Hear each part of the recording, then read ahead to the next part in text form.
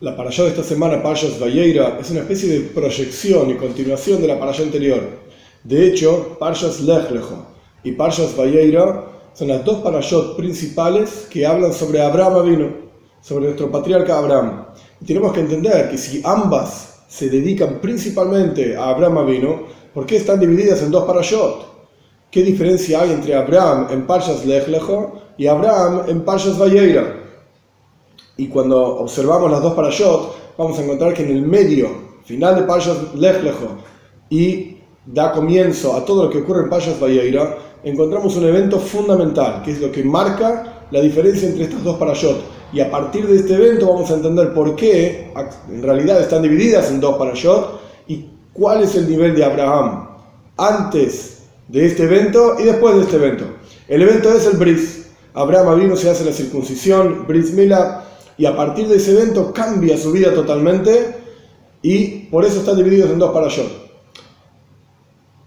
Para entender esta cuestión, nuestros sabios explican la diferencia entre la visión que Abraham Avinu tenía de Dios, cómo se le aparecía Dios a Abraham Avinu en Parshas Lech Lecho, y cómo se le aparecía Dios a Abraham Avinu en Parshas Vayeira. Y esto lo vemos en el nombre de las parashot mismas. Dice el versículo, cuando Abraham Avinu tuvo una visión sobre el pacto entre las partes, un pacto entre Dios y Abraham, etc., dice, que a Dios se le aparece a Abraham en una visión. Mahazeh significa visión en arameo. Parshas Vayeira, en la parashá de esta semana, la palabra Vayeira es en hebreo y significa, y se mostró Dios a Abraham, etc. Vemos que es la misma idea, es una visión o es mostrarse, que es la misma cuestión, pero visión está escrito en arameo en la Torá y visión está escrito en hebreo, Vayeiro. Mahazeh en arameo, Vayeira en hebreo. ¿Qué diferencia hay entre arameo y hebreo? La explicación es la siguiente. Es como la diferencia entre una piedra y un ladrillo. Una piedra es algo, por así decir, creado por Dios, que se desarrolló directamente en la creación, por así decir, por sí solo, es una cuestión divina. Un ladrillo es una creación del ser humano, y esta es la diferencia que hay entre el hebreo, Lashon Kodesh, y el resto de los lenguajes. Todos los lenguajes son lenguajes que la gente se reunió en un lugar determinado, en una época determinada, creados por el hombre, por así decir, decidieron llamar a determinadas cosas con una determinada forma.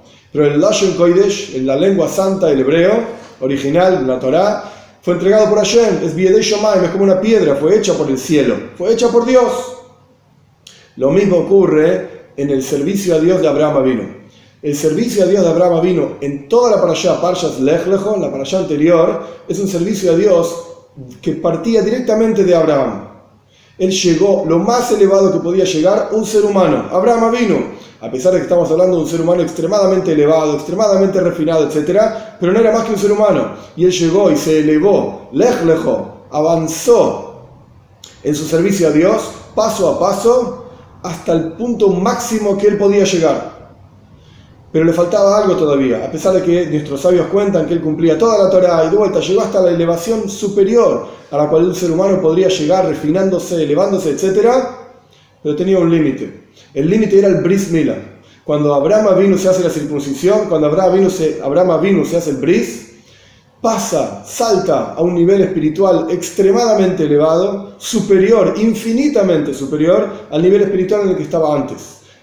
Como la diferencia entre un ladrillo, Abraham Avinu en Lech Lecho, Parshas Lech Lecho, en la parashá anterior era un ladrillo, por así decir, hecho por el ser humano, se elevó, es verdad, se refinó, pero tenía el límite del ser humano. Y en Parshas Lech Lecho, en Parshas Vayeira, en la parashá de esta semana, Abraham Avinu pasa a ser, por así decir, como una piedra, hecho por el cielo. A partir de que Abraham Avinu se hace el Bris, se hace la circuncisión, Dios le da un nivel espiritual tan elevado que es como la diferencia entre el hebreo y el resto de las lenguas.